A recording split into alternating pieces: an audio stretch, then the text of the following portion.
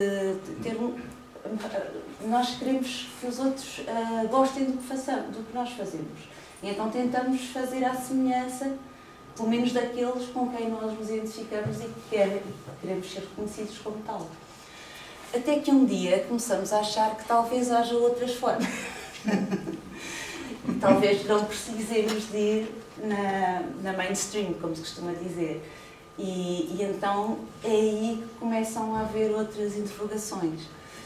E aí começa a haver, entra muitas vezes aquela dimensãozinha que está lá em cima, que é o tempo. O tempo é uma coisa horrível porque complexifica tudo. O tempo muda-nos a nós, muda a nossa relação com o mundo, muda a nossa relação com a sociedade, muda a nossa relação com a cultura e ainda bem. Nós às vezes é que não gostamos, porque as pessoas gostam muito das rotinas, isso dá segurança, não é? Dá segurança. Há pessoas que, por exemplo, nasceram a não gostar de iogurte, por exemplo, e morrem a não gostar de iogurte, porque nunca provaram iogurte até hoje. Ora, o que é que eu acho que é a função da animação cultural? É precisamente incentivar as pessoas a provarem iogurte ao longo da vida se nunca provaram. E quando se diz iogurte, diz-se o que quer que seja, diz-se ouvir outro tipo de música, diz-se ler outro tipo de livros, diz-se ir a sítios onde não se foi antes, aprender a olhar os sítios que sempre se viu antes com outros olhos. A minha colega há bocado dizia, eu tenho lentes e vejo com outras lentes. O meu problema, neste momento, é que como não tenho lentes, já vejo mal. Portanto, para ver, preciso de pôr lentes. Ou, pronto, ainda não, mas peço umas emprestadas e para ler e tal. Mas pronto, já tenho esta noção que preciso de pôr uns óculos, umas lentes, quando quero ir mais longe. Mas há pessoas que, se não tiveram a sorte de serem ensinadas nesse aspecto, é muito mais cômodo, é mais seguro, fica-se no conforto do lar. Está-se quietinho, eu já conheço isto, tenho aqui a comida que eu gosto, os meus pais, os meus irmãos, os meus amigos, as pessoas com quem eu gosto. Se eu saio para fora, eu até nem me sinto confortável, porque isto já não sou eu, já não... Mas é precisamente nesse distância que se vai indo mais longe e mais longe e mais longe. Em cultura, em crescimento de si, em crescimento do mundo e em crescimento dos outros. Eu acho, e como dizia a minha colega, é uma atitude da animação cultural. E eu acho que é uma atitude. Eu não sendo animadora cultural, eu gosto de pensar que eu sou assim ao longo da minha vida e pelo menos tento ser. E também tento aproveitar todos os outros que estão à minha volta que eu seja. Porque é assim que crescemos, é experimentar coisas novas. E então chega um dia, felizmente, que ou porque de repente caímos num precipício abaixo e temos mesmo que ver a vida com outros olhos, ou porque alguém nos ensina simplesmente a olhar para lá com outras lentes, descobrimos um mundo novo, que é mais feio, que é mais bonito. Se calhar inicialmente começa por ser mais feio e depois vamos aprendendo que ele até é bonito. E é uma coisa que eu tenho mais à frente, mas aproveito para dizer já porque foi a propósito. É a minha homenagem de hoje ao Humberto Eco, que morreu, que acho que é um dos dispensadores mais importantes e é um bocadinho aquilo que ele... a construção do feio e do bonito. Quem feio é bonito nos parece e vice-versa, quer dizer, o bonito, nós quando começamos a desconstruir o bonito, chegamos à conclusão que é feito de pequenos pormenores horríveis. Se nós formos a dissecar o nosso corpo, se calhar não gostamos muito de ver o que lá está dentro, não é? A menos que sejamos, lá está, médicos, cirurgiões, e até estamos a fazer uma operação e vemos um cancro e diz que beleza, nunca tinha visto um destes. Porque isto é que é cultura. Isto é que são as formas diferentes de olhar o mundo e de olhar a vida. É horrível, não queria estar a ser desagradável, mas é isto mesmo. É isto mesmo. E ainda bem que é estas pessoas que se fazem assim, porque assim aprendem a tratar-nos cada vez melhor e a fazer o melhor possível com a nossa saúde mental, social, tudo. E então, o que é isto? O que é este nosso trabalho de viver? É a construção das identidades. Primeiro, ensinam-nos uma identidade, dizemos, tu és filho desta, filho daquela, ou deste e daquele, quando dizem desta normalmente não é muito bom sinal. Lá está, não sei porque é que vão sempre às mulheres. E depois nós começamos a aprender que não somos só isso, somos mais do que isso. Estamos a aprender que, para além disso, somos aquelas pessoas com quem nos identificamos, somos aquelas coisas com quem aprendemos a identificar-nos e somos aqueles sítios e aqueles pensamentos que até nem eram dos nossos pais, nem sequer dos nossos amigos, mas que nós vamos aprendendo a ter cada vez mais. Os novos olhares. E vamos construindo. Isso faz-se ao longo do tempo e, como dizem as minhas duas colegas, faz-se em liberdade. É essencial fazer-se em liberdade. É essencial por várias razões. Porque só com liberdade é que nós temos possibilidade de desconstruir aquilo que nos ensinam. E se vocês repararem, aquilo que nos ensinam é sempre uma imposição. Quando nós temos livros na escola e aprendemos matérias, é porque alguém escolheu aquelas matérias para nos ensinar. Um dia nós vamos pensar, mas porquê é que eu andei a aprender isto tudo? Enquanto estudantes, muitas vezes pensamos, não é? Mas porquê é que eu estou a aprender e porquê é que me vai servir na vida? Muitas vezes, com sorte, percebemos ao longo da vida para que é que andámos a aprender aquilo. E eu acho que tudo que se aprende tem uma utilidade, nem que a gente não perceba. Mas, para além disso, ainda eu acho que o mais essencial da educação e do processo de construção de identidades e do processo de vida é aprendermos a desconstruir aquilo que nos ensinam. Não é simplesmente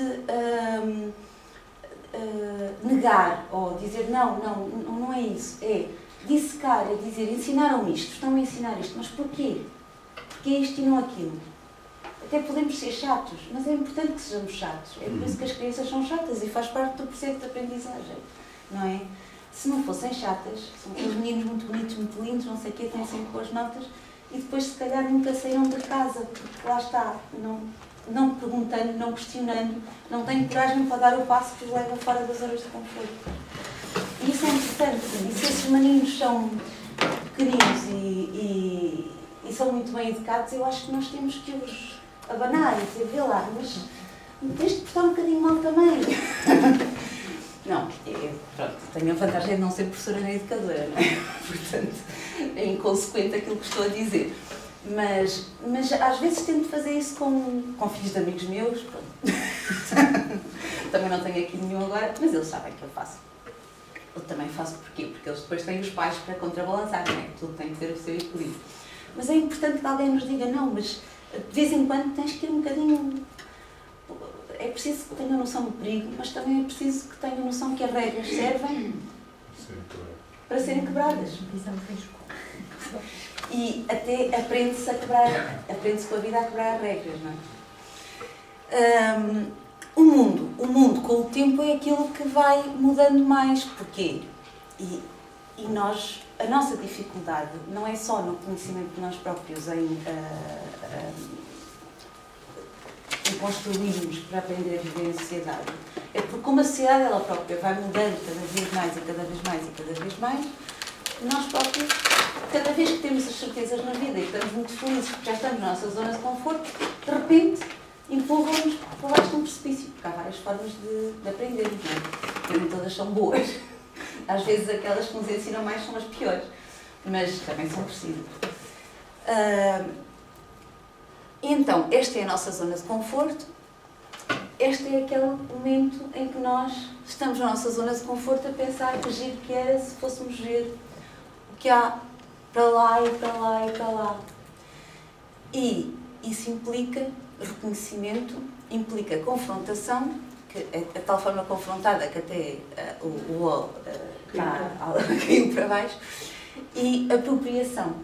Reconhecimento dos outros, dos outros que são como nós, ou dos outros com quem nós queremos vir a identificar-nos, confrontação, aqueles que não são como nós e que eventualmente depois poderemos até querer vir a ser como eles, e apropriação, porquê? Porque a partir do momento em que nós nos apropriamos daquilo com que nos identificamos, passa a ser nosso, passamos a ser nós.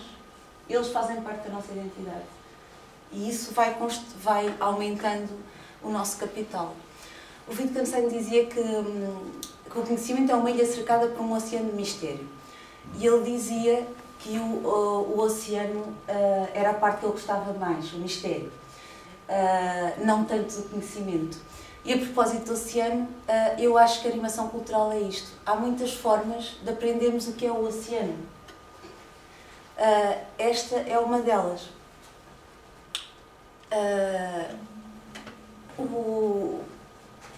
Isto é porque eu lembrei-me que nós somos europeus e, portanto, toda a nossa base cultural de estrutura de raciocínio acaba por vir da filosofia grega.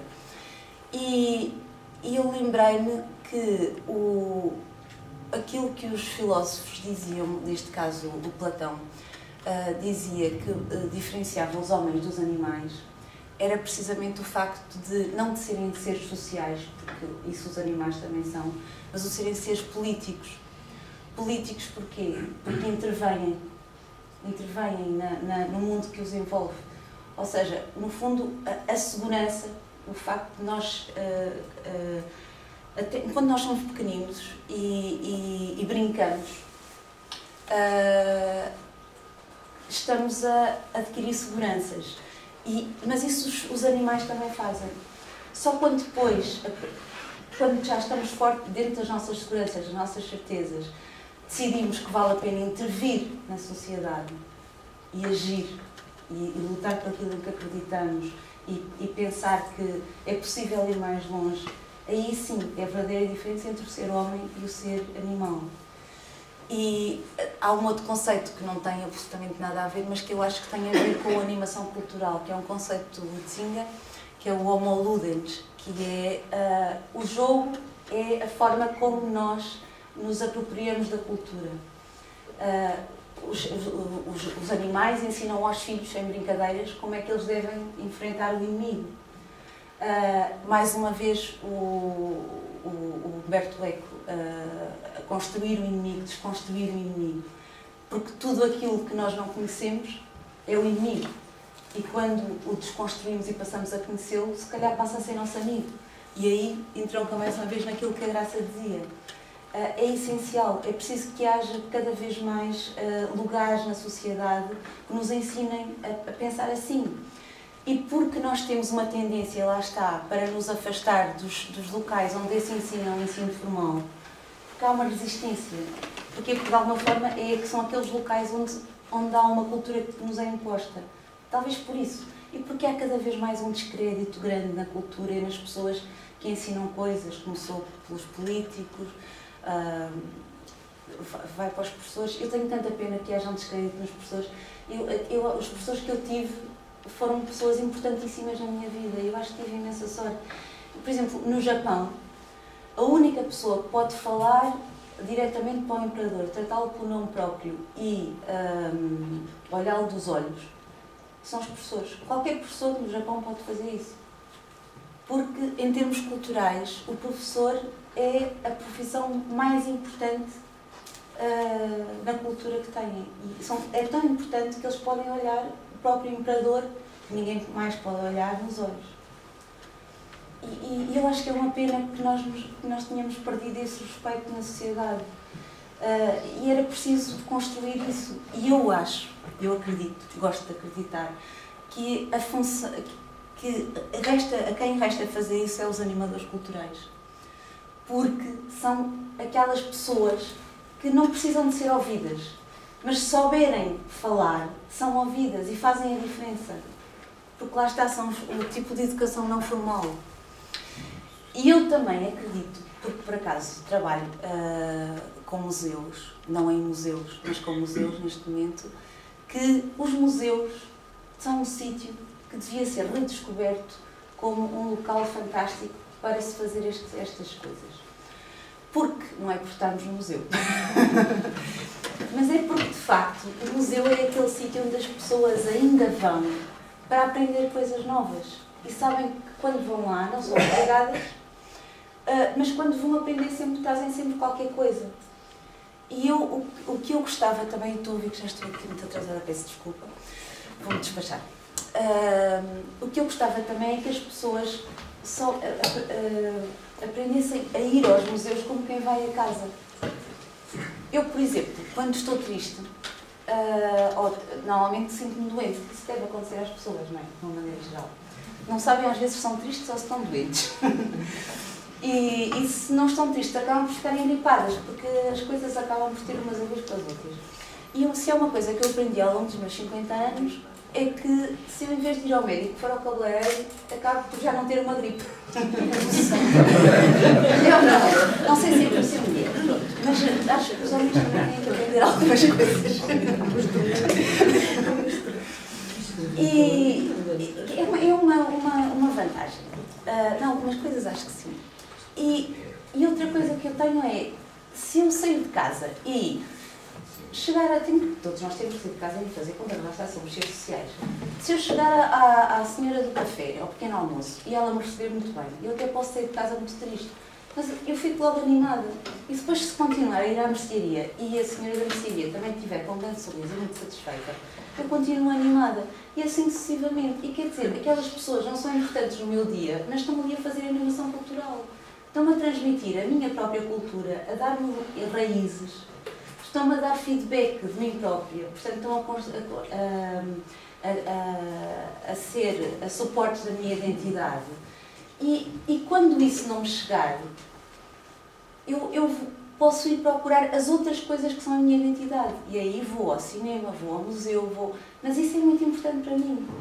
E eu gostava, sinceramente, de acreditar que um dia os museus englobam isto tudo. Nós chegamos e temos a senhora na recepção, que é muito simpática connosco, então é logo meio caminho para nós irmos. E depois até temos o segurança que está à entrada, que também diz logo bom dia, então como está, não sei o quê. E isso também é muito bom. E assim sucessivamente. E depois temos os senhores que nos dirigem na exposição e que até fazem um comentário que nos ensina a ver aquilo com outros olhos. Cá estava a olhar aqui para os azulejos, por exemplo, está a ver, isto são cenas da vida rural. Já não temos disto. E se calhar, se começarmos a ver com pormenor, começamos a interessar-nos melhor e até vamos seguindo os painéis todos e aprendemos uma coisa nova. E daí aprendemos mais novas e novas, porque é isso que se faz, fazem-se relações. E vocês agora dizem, mas não é preciso ir para os museus, já há internet. Mas o que é que não há na internet? Há precisamente os senhores que nos dizem bom dia, que nos acolhem, que nos sorriem, que nos dão aquele quentinho na alma, não é? E por falar em alma, de onde é que vem a palavra animação? Vem de dar alma, exatamente. É dar alma a um objeto inanimado, a uma coisa inanimada. E o que é que faz essa alma? É a história que nos contam sobre ela. E que às tantas nós já estamos a olhar para ela e ela já nos está a contar a nós. E essas histórias vão trazendo outras histórias e memórias. E isso é um processo constante. São motivações, são incentivos. Já agora, só uma curiosidade. Isto, como vocês veem, não é uma coisa muito... Mas isto é no museu. Aquilo é um original. E aquilo foi uma exposição que o Banksy, não sei se já ouviram falar, é um artista urbano que decide fazer intervenção social e política através dos desenhos que faz por todo lado, na Palestina, em todo sítio onde haja uma injustiça qualquer a acontecer, ele vai e intervém. E então, ninguém sabe quem ele é, ou parece que já se sabe, mas ele tenta que não dá certezas, e como ele é de Bristol, pelos vistos mandou uma mensagem internetica a dizer que como aquele museu em Bristol tinha uma chávena de chá que ele gostava muito e gostava bastante de ir lá porque aquele chá era muito, muito confortável, tinha decidido retribuir o conforto que o chá lhe dava em áreas de frio. E então, lá no maior segredo, arranjou uma exposição. O museu esteve fechado durante uns dias e quando abriu estava cheio de intervenções por todo lado. Eu não sei como é que ele fez isso lá com os superiores do museu, mas a verdade é que aquilo era um original onde ele escreveu aquilo que nós gostamos. Quando nós vamos a algum lado, o que nós queremos sentir é mesmo isto. Home sweet home. Pronto, e quase de certeza que aquele quadro, sendo um original, acho que era um original romântico de um pintor inglês, passou a ser muito mais valorizado, tinha uma intervenção do Banksy, portanto eles também não devem ter ficado tristes. Pronto, isto é aquilo mais ou menos que eu tenho dito. A educação não formal é aquilo que eu acho que faz a animação cultural e aquilo que faz é transmitir-nos conhecimento para nós sermos mais felizes. E fazer isso, ensinar-nos a ser os mais felizes. É por isso que eu acho que se chama animação cultural, não é? Porque é dar alma às coisas, mas dar alma no sentido positivo e no sentido construtivo também, de intervenção social.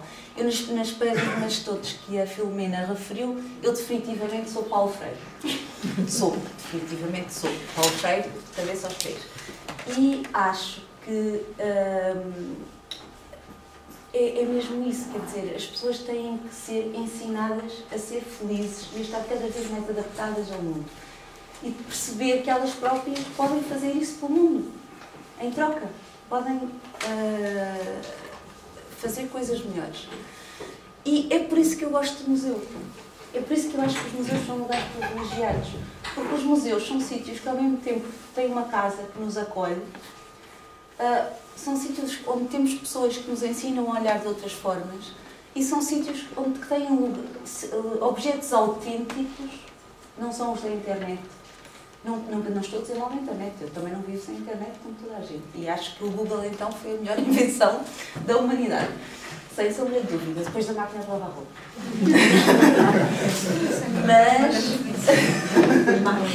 Não é? Essa que foi. E do aspirador. Máquina de lavar roupa e aspirador. Os museus é um sítio fantástico. Eu acho que nós, na Europa, temos a grande vantagem, para além de termos tido os filósofos a pensarem por nós e a ensinar-nos os conceitos essenciais, temos a grande vantagem de ter estes sítios que há um conjunto de entidades, como as minhas colegas falaram, a Unesco, há um consenso internacional que diz que nós temos direito a fruir estes objetos e que esses objetos fazem parte da nossa felicidade, fazem parte do nosso sentido de construção da felicidade e que até a própria construção da felicidade é um direito que nós temos e é um dever que têm para connosco. Isto é muito importante e cada vez mais é uma coisa que temos de defender. E a animação cultural, eu acho que a grande vantagem é não só ensinar a história, porque também houve uma história do momento em que isto não era assim até ao momento em que aqui chegámos, mas é porque precisamos de defender isto a todo o custo. Chegamos aqui com isto e não vamos perdê-lo. Não quer dizer que não sejamos tolerantes relativamente a outras pessoas. Não é tolerantes, temos respeito por eles, mas também têm que nos respeitar. Não é? E eu a minha liberdade não abdico. Santa paciência. Então, é por isso. Eu acho que o museu é um sítio confortável. E o conforto é essencial para a felicidade. É essencial para a felicidade, é essencial para a cultura. Aliás, por isso é que os filósofos, a filosofia emergiu na Grécia. Porque havia o estar livre, o estar disponível, o ócio. De repente, na Grécia, os gregos descobriram que havia umas pessoas que podiam não trabalhar. Não trabalhar, ter conforto, e então aí sim dedicaram-se a pensar. Vamos ser felizes. E pronto. E então, a partir daí, nós chegamos, vários séculos mais tarde, vários milénios, e na Europa, que está caduca, que está decrépita, e eu espero que isso faça com que não vamos perder aquilo que chegamos agora, que é, finalmente, supostamente, temos direito a isto. Temos? Não, nós temos. Cumpre-nos a nós não deixar perder, não é? E isso implica intervir politicamente. Por exemplo, a felicidade devia ser medida como é um PIB, por exemplo. Exatamente. Ora lá está. Ora lá está. Isso é muito importante. Este é outro dos sítios, porque os museus são sítios fantásticos. Reparem, nós podemos ir a estes sítios, são sítios fantásticos, não tão longe. Nós aqui, a minha colega mostrou a Fábrica das Palavras, aqui em Loures, desculpem, mas este sítio também é fantástico. Nós chegamos ali, aliás, eu andei perdida para cá chegar. E uma atividade de animação cultural era descobrir o Museu de Conventinho.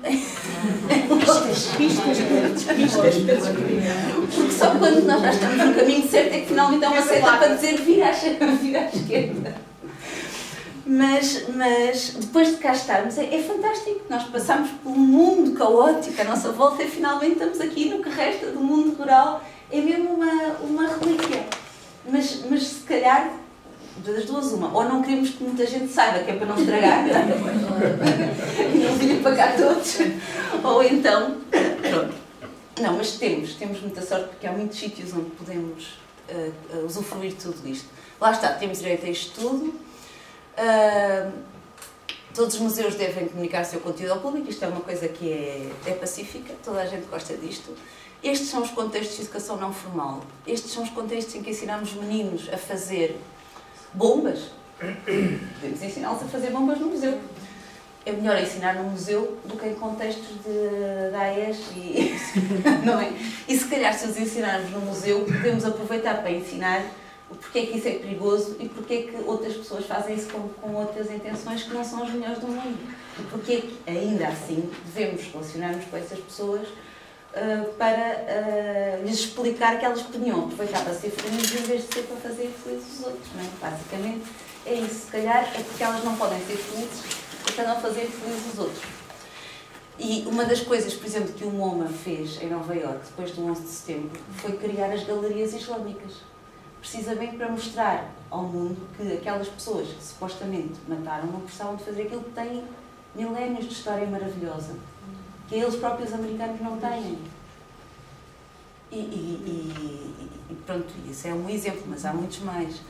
E eu acho mesmo, à semelhança do Paulo Freire, aliás, que nós devemos, é este tipo de coisas que se devem ensinar. A propósito de qualquer objeto de museu, pode-se ensinar esse tipo de coisas ao mundo. Este é o conforto. Até o conforto é um conceito cultural. Este é a noção de conforto no Japão, por exemplo.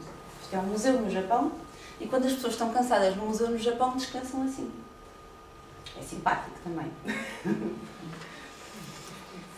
Portanto, no museu nós temos isto tudo. E são os originais. Não estamos a vê-los na internet. Estão lá. Não temos que andar à procura deles no ecrã. Estão ali, a nosso dispor.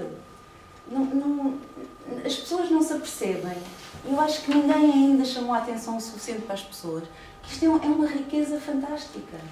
Nós temos ali os objetos que nos podem ensinar coisas, não só sobre eles próprios, como a partir das relações que se fazem deles com todo o mundo ao nosso redor.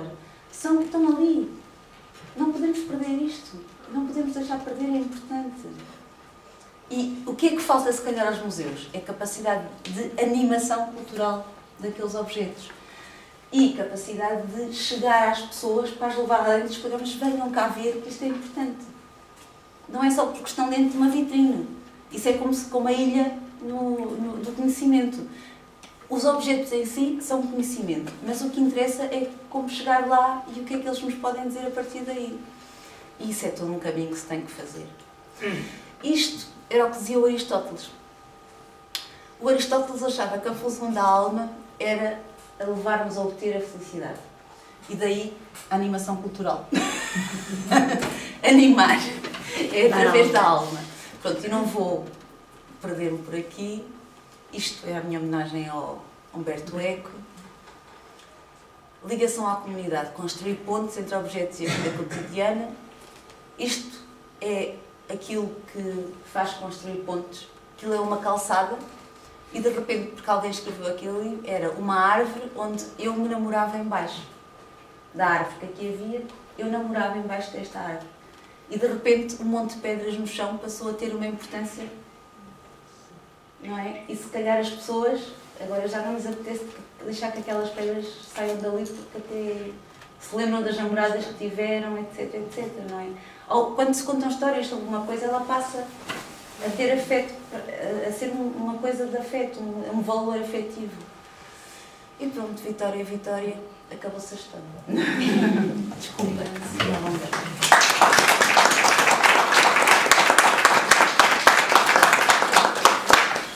Bem, de facto, foram muito interessantes as 3 intervenções, são neste momento já quase 5:15.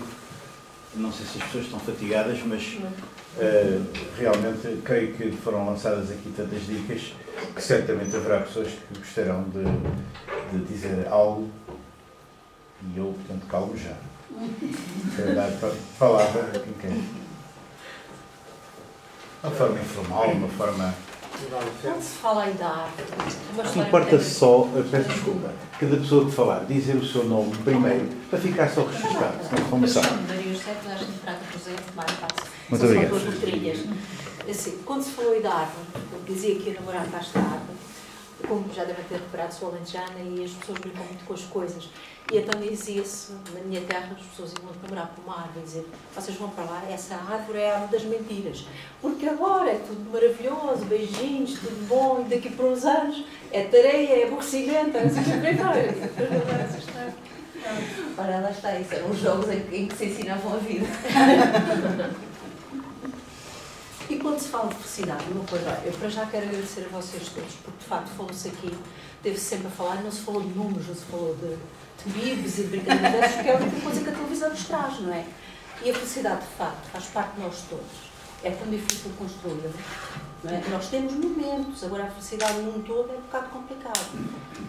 E fiquei muito contente de ouvir falar, pelo menos há pessoas, se calhar como eu, ou melhor, que não se preocupam com estas coisas que fazem parte da nossa vida, toda a gente nos tenta esconder, não é? Isso. Bora ser Vítor Godinho. Eu gostaria de, por uma questão de a cultura e tradição são duas situações que se podem complementar. Estou, por exemplo, a falar na questão, vou dar um exemplo. Uma tourada é um momento de cultura ou um momento de tortura. Outra questão, lá em cima no norte, há aquelas festas em que tem a cama do gato. Se aquilo é tradição ou é uma aberração. queima do gato, não é? Do gato. O que é que fazem na queima do gato? Não, queimam. Andam a queimar gatos? Põe-no dentro de uma coisa de barro. É como se fosse na festa do São João, que há aldeias que põem uma boneca. Sim. Uma boneca. E aí aldeias põem um gato. E portanto põem rosmaninho. Depois queimam o rosmaninho. E portanto, em algumas aldeias o rosmaninho atinge a boneca. E noutras aldeias a queima do rosmaninho atinge o gato. Mas o gato está vivo, depois acaba por fugir, às vezes é com pode morrer, às vezes com o pior dele. E é que eu digo que se é uma tradição, é uma aberração. Eu a este propósito, à medida que estavam a falar, eu há dias caiu-me nas mãos uma entrevista a um padre que foi presidente das Misericórdias. E na entrevista perguntavam-lhe como é que é possível o senhor que é franciscano ter condecorado um cavaleiro tauromático. O senhor que é franciscano, São Francisco, que amava os animais, e o senhor que é franciscano condecora um cavaleiro tauromático. E ele dizia: bom, mas os toureiros até proporcionam grandes verbas para as misericórdias. E os cavaleiros até são os melhores e grandes amantes dos touros. O que é, de facto, um paradoxo, uma contradição. Claro que a entrevista a mim causou-me nojo. Era isso que eu tinha a dizer. O Presidente da República também condecorou agora uma série de criaturas estranhas, algumas delas foram condenadas. E conseguindo tudo é possível no nosso mês. Eu tenho aqui umas notas e depois não falo mais. Cultura, segundo parece, é tudo aquilo que resta depois de termos esquecido tudo. Isto é uma coisa que diz. Eu ontem passei um momento de grande emoção. Fui ali Paz e Amizade, é o concerto. ali ao Pavilhão Paz e Amizade e assisti a uma coisa que me comoveu muito. Tocavam duas orquestras, a Gulbenkian, portanto essa é muito conhecida, é muito importante, e depois uma outra que é constituída por pequenos núcleos de gente que não passa muito bem, e que é a chamada geração, a orquestra geração. Eu achei o espetáculo uma coisa emocionante. E aquilo que mais me emocionou ainda foi a quantidade de gente que se juntou ali, coisa que não é só nos ambientes desportivos é que se consegue tanta gente. E depois eu pensei que eu podia ter visto aquilo na Gulbenkian, eu podia ter visto aquilo no São Carlos, no CCB, enfim, na Casa da Música, mas acho que não era a mesma coisa. De facto, estar ali no meio daquela gente toda, a ouvir aquilo, na minha terra, no sítio onde eu moro, acho que é uma coisa extraordinária em termos culturais. Agora há outra coisa que eu gostava de acrescentar, é que Lourdes, e as condições que o calculam não são boas, portanto, a nível de som, a nível de conforto, aquilo que falava. Mas houve ali um bocadinho, houve ali um momento de grande felicidade. Houve ali um momento de grande coesão, portanto, toda a gente estava. Por sentirem em conjunto. Isso comoveu muito. Lourdes não tem uma sala de espetáculos digna desse nome. Há aí pequenas vilas muito mais, se calhar, menos importantes, enfim, se é que isto é importante, que têm equipamentos culturais que Lourdes não tem. Havia ali a casa como é que se chama aquilo? Da Malaposta, que entretanto passou para Odivelas e Lourdes ficou sem equipamento cultural onde as pessoas possam se sentir confortáveis e felizes ou ouvir ao fim e ao cabo aquilo que gostam. Mesmo que isso seja a música pinga, sabe? Sim, claro. Tem uma senhora que já pediu várias vezes a palavra. Peço desculpa, depois já passa assim para te não ouvi a terceira. Então, ao Cristina, faz favor. Parece que já tinha pedido várias vezes. Desculpe lá. Não, mas não tem problema nenhum. Eu vou tentar arrumar aquilo que eu tenho de cultura, de animação cultural na minha cabeça, para partilhar convosco e depois perceber onde é que se pode meter aqui a animação cultural, que eu às vezes também tenho alguma dificuldade em interpretar, portanto, a vossa ajuda. Portanto, a cultura, eu penso que houve uma definição da primeira intervenção que eu acho, no fundo, que nós, ao relacionarmos com a natureza, ao longo do tempo, vamos produzindo cultura, não é? E depois há 7 atos de cultura de várias ordem, que vamos guardando também segundo os nossos critérios de cultura. Portanto, não nos chega tudo, porque nós vamos selecionando também de acordo com os nossos gostos, então não nos chegou tudo o que foi produzido nesta relação, portanto fomos selecionando. Depois há pessoas fantásticas que têm a capacidade em cada momento de retirarem da cultura produzida e transformá-la em algo de belo que as pessoas normalmente gostam de observar. Isto normalmente chama-se arte, não é? Portanto, eu chamo de interpretação de cultura. Não é cultura, é uma interpretação da cultura. E depois há outro grupo ainda pega nessa interpretação de cultura e na cultura e que a comunica. E estão, nesse caso, os animadores culturais, os indivíduos de teatro, os que interpretam canções, o folclore, por aí fora. Eu até já estou arrependida porque não falei em arte e é importantíssimo. Portanto, digamos assim, os animadores culturais, enquanto profissão, não são os únicos credenciados para comunicar a cultura. E depois, com a agravante que, quando temos este critério de animador cultural, podemos estar só por aí a selecionar a cultura, que no fundo são culturas. E, portanto, quando falamos em civilizações, e às vezes também confundimos civilizações com culturas, nós próprios, aqui na nossa terra tão pequenina, temos várias culturas. E se calhar aqui estamos a privilegiar algumas culturas em desfavor de outras. Portanto, tudo isto, digamos assim, é uma série de dados que temos que ter mais ou menos consciente quando temos em mãos a responsabilidade de socializar e transmitir culturas, seja no território, seja na escola, seja onde for.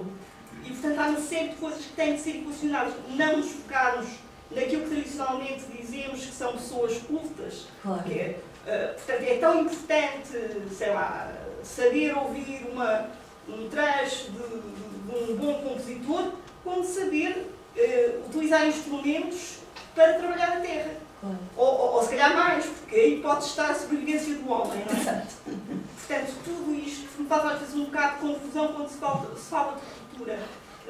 No fundo, era isto que eu queria trazer para o debate. Não, mas eu acho que está fantástico, eu não conseguiria dizer melhor.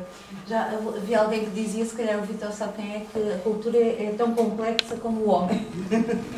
Não sei quem é que dizia, mas é mesmo isso, é que o homem é um ser super complexo e a cultura é tudo aquilo que ele produz. Portanto, é impossível definir cultura, a menos que nós queiramos dizer segmentos de cultura, como diziam os meus colegas, que é a cultura mais erudita, a cultura mais popular, aquela cultura com que nos identificamos mais, a nossa cultura, a cultura dos outros, não é? A cultura mais próxima, a mais longe. É que às vezes confunde-se arte com cultura. E eu acho que a arte é ela própria uma interpretação da Exato, cultura. sim. Exato, tem toda a Às vezes, razão. quando nós estamos a dizer que estamos a ser animação cultural ou transmitir cultura, estamos a transmitir arte, ou seja, uma forma que alguém interpretou uma determinada cultura e que sobrevalorizou uma parte dessa cultura e fica na infinidade de coisas por comunicar. Claro. E, há bocado aquele exemplo do Japão foi muito interessante. Por exemplo, eu fiz uma exposição, eu faço parte de uma associação de património, fiz uma exposição sobre a minha terra e, portanto, e levei as escolas e tinha edifícios antigos, portanto, de educação.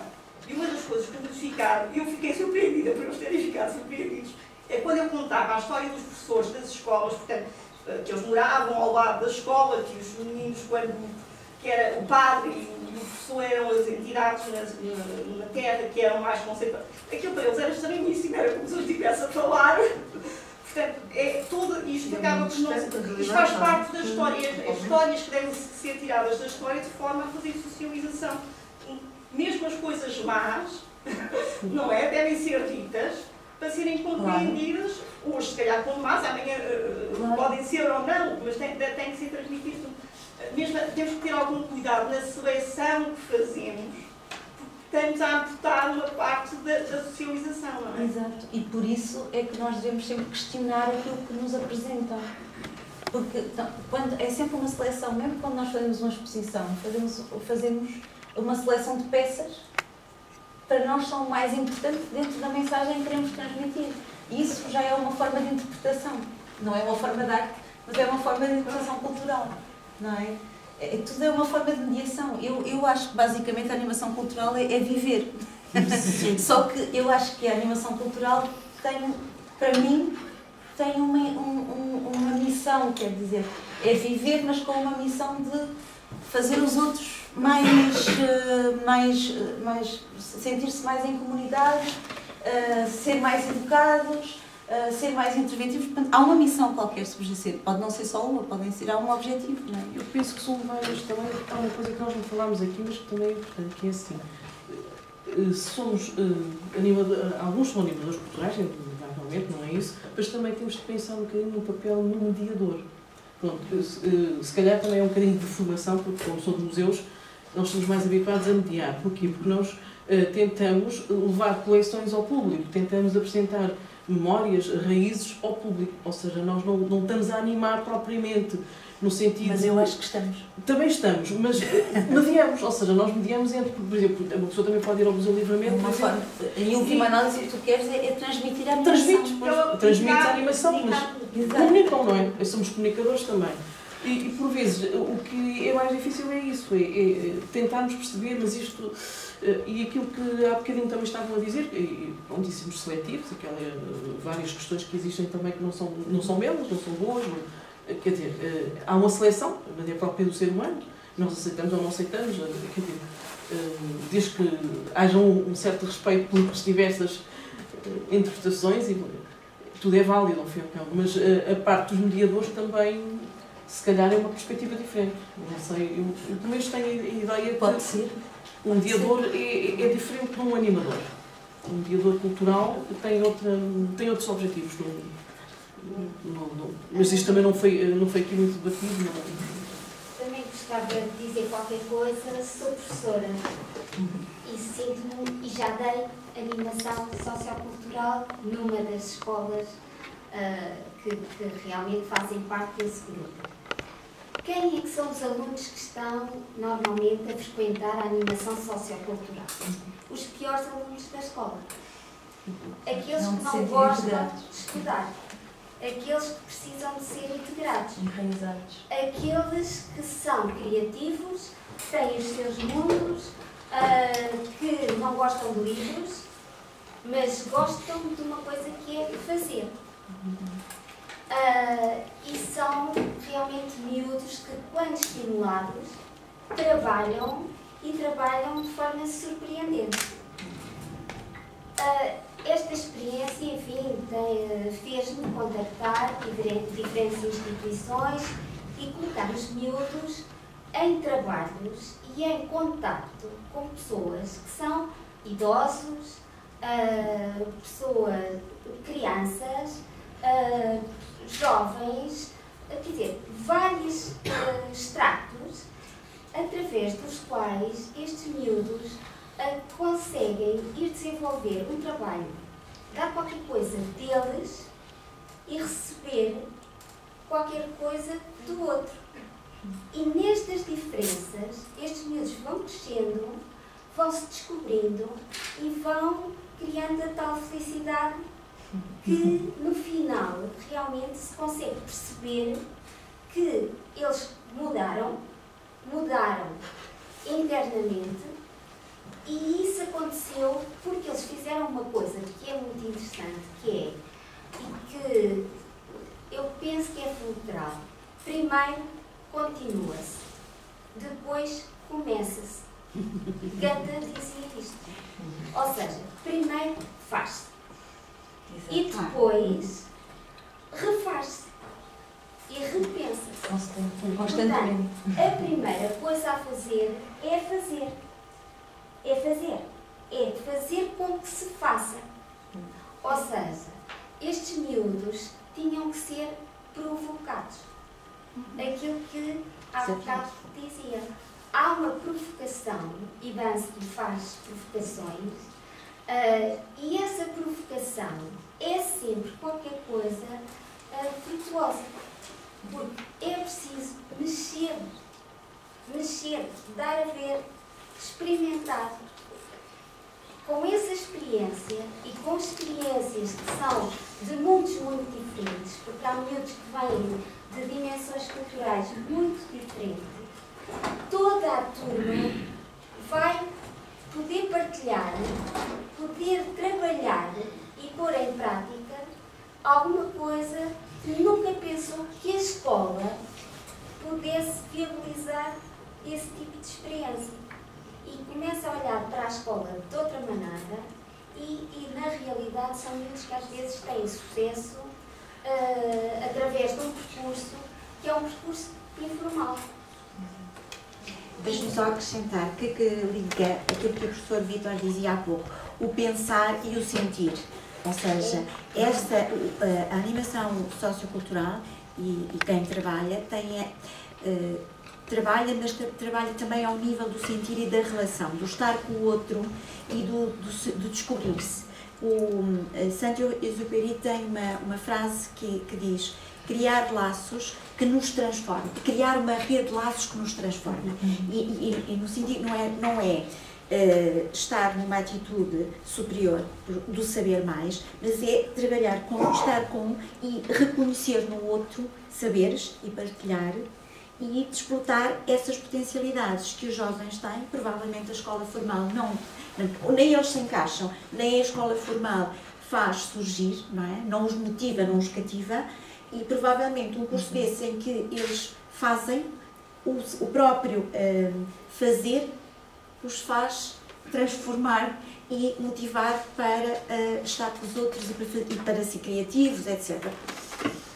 Já havia uma pessoa que... Não, era só era só em continuação aqui da conversa do Edgar, que eu acho que ontem aquele público, se calhar um terço, ou nem isso daquele público, podem ser frequentadores do CCB ou da Gulbenkian, por isso se calhar o resto estavam lá precisamente porque também são levados para aquilo pelos seus familiares que estão a atuar, por isso aquilo tem uma função, não só é de criar músicos, é de criar vida e de levar as próprias famílias também a inserirem-se noutro meio e a conviverem e a não ficarem fechadas nos seus grupos e pronto, porque muitas vezes estão deslocadas dos seus países de origem, dos seus hábitos e fecham-se e pensam que não são aceites e assim têm uma forma também de se inserir e de serem aceitos e de aprenderem, de estimular outros jovens que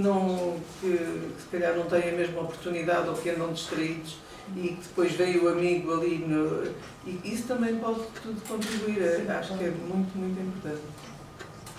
É por isso que o acolhimento é uma das partes, acho eu, essenciais de qualquer trabalho de mediação ou de animação cultural. E agora, quanto àquela saída de casa mal disposta, esperar que a senhora que está do outro lado da mesa esteja bem disposto, a senhora que está do outro lado da mesa se calhar também pode ter saído mal disposta de casa. E às vezes... E por acaso pode ser que a gente se lembre de olhar para ela, vê-la mal disposta e fazer o nosso sorriso. Nós façamos essa transferência das coisas. Isso é que é importante, é que cada um de nós passa uma parte. Ela pode perguntar assim, mas está a rir de quê? Está a rir. Não, é engraçado. Lá está. Uma das coisas que eu passei ali que diziam os filósofos, para não falar aqui se bem que isto já era na filosofia grega, já era a ética, não é?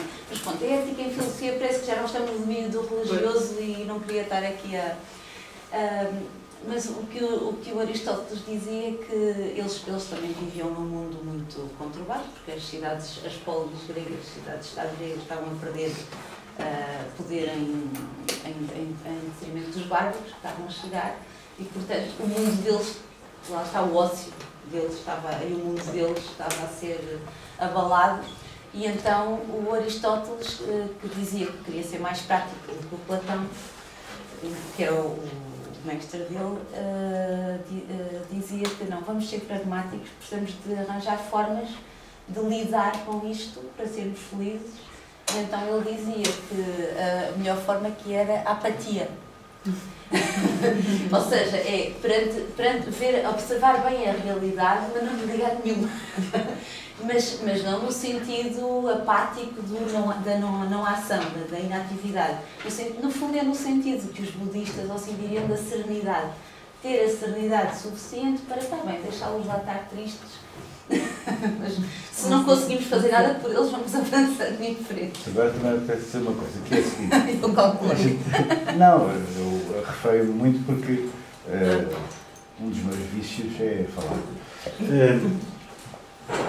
Temos que nos lembrar que na Antiga Grécia eram muito poucos aqueles que podiam, de facto, Mas essa é a nossa vantagem. começavam logo pelas mulheres que ficavam no lar, em casa, não é? No oikos, onde vem, lamentavelmente, ou não, como se queira ler, a palavra economia, não é? Agora só nos falam de economia. Vem do oikos, vem dessa subalternização da vida corrente, que era, para os gregos, a zoé. A zoé. E a vida dignificante, ou que podia ser dignificada, era a bios, que é o que dá depois, evidentemente, o bios político da filosofia, do homem político. Mas eu não queria estender-me nisso, só dizer que, de facto, é muito difícil para cada um de nós, creio eu, e mesmo em grupo, conjugarmos a vontade de afirmação que cada um tem e que é legítima, no fundo, a vontade que cada um de nós tem de falar e de, na comunidade, ser aceite por aquilo que diz, no fundo, capturar a atenção do outro, é muito difícil e os animadores culturais. Os professores também são uma espécie de animadores culturais, ou mediadores, embora um bocadinho, por vezes, precisamente por causa de pertencerem à escola formal, tendentes mas não deixam serem... de ser importantes por causa disso. Lá está, se souberem ser animadores culturais também. Claro, mas é muito difícil. Porque... Mas o Vítor consegue. Obrigado. Eu agora já estou reformado, ou aposentado. Mas há um problema que é, quando o professor é muito jovem, quer mostrar ciência. E então, às vezes, eu lembro, devia ser muito chato. Quando já é muito mais idoso, já tem um bocadinho mais de sabedoria, o que lhe interessa é mostrar experiência de vida e experiência interna dos temas que está a abordar. E aí, para os alunos, como vão sendo cada vez mais diferenciados em idade do professor, porque o professor envelhece os alunos também, mas eles chegam lá à escola jovens, já é muito novos. E então vai-se dando cada vez mais um desfazamento de idade entre o professor e os alunos querem, digamos, pontos de apoio. Meio que é muito difícil encontrar o equilíbrio entre dar pontos de apoio às pessoas, que muitas vezes, por exemplo, eu vejo os manuais da filha da Flor. E realmente ela está no 10º ano. E são os primeiros manuais de filosofia. Eu lembro quando fui para a filosofia para o Liceu de João de Castro, ou seja, era para o antigo 6º ano, ia com muito interesse, porque sempre tive um bocado de amor à filosofia, gostava muito de filosofia, e já me sentia um senhor. Eu agora tenho duas coisas. A primeira é que vou estudar filosofia. E a segunda é que não estou obrigado a fazer mais ginástica. Eles agora são. Porque aquela ginástica compulsiva também era horrível, sobretudo no Liceu Camões, onde a gente a seguir não podia tomar banho. Quer dizer, não podia tomar um duche. Portanto, ia dividir as orações dos Lusíadas todo suado. É das piores culturas que tem. Mas, só para dizer o seguinte, o que está a passar aqui, e o que é aquilo que eu sempre sonhei, sinceramente, que é, e que sonhei fazer isso dentro da universidade e não consegui, que é, precisamente, todas as pessoas poderem falar, todas as pessoas poderem, espontaneamente, entre aspas, na vida espontânea, poderem dizer de sua justiça e poderem intervir e ensinar-nos coisas, porque cada pessoa tem qualquer coisa a ensinar-nos. Isto não é demagogia nem populismo fácil, é simplesmente porque nós temos uma... Reparem a quantidade de comentadores que temos na televisão. Alguns até são célebres. E alguns até chegam ao Presidente da República, não é? E com o devido respeito. Mas a verdade é esta. O que se passa é que nós temos uma tradição clerical religiosa... Há economistas que chegam ao Presidente da República. Pois é. Realmente. Isso não consegue. Mas temos uma tradição clerical muito profunda e religiosa, que é a de ouvir a palavra, não é? Quase sebastiânica, não é? Daquele que nos vem dizer como a gente deve pensar. Porque a gente também sabemos isso, e não sei se foste tu que disseste, mas alguém disse, nós temos que ser ensinados em tudo, até ensinados a desejar. Já a psicanálise nos ensina isso, não é? Nós temos que ser ensinados a desejar. E a desejar no sentido mais amplo do termo. E estamos muito habituados a escutar a palavra dos professores, dos mestres, dos comentadores, daqueles que nos vêm dizer aquilo que a gente deve pensar. Concordamos ou não concordamos, mas é em função daquelas figuras, mesmo que discordemos delas, que nós atuamos. E de facto, isso é a coisa pior dos meios de comunicação social, como eles estão sempre, atualmente, em mãos de grandes grupos económicos, não é? Eles trabalham a coisa de uma determinada maneira. Vou dar só um exemplo, e não significa com isto que eu idolatrizo este comentador, ou este jornalista, ou este autor, que faz uns comentários curiosos no Público, à sexta-feira, no Y, que é o António Guerreiro. Nem tudo o que ele escreve eu adoro, mas, de uma maneira geral, acho muito interessante e pertinente. Não quer dizer... Lá está. Há aquela época em que a gente quer aderir a qualquer coisa, não é? E então, pronto, anda à procura do guru. E depois há a época em que a gente percebe que já não há gurus, que isso não tem interesse e que a pessoa tem que descobrir-se a si mesmo.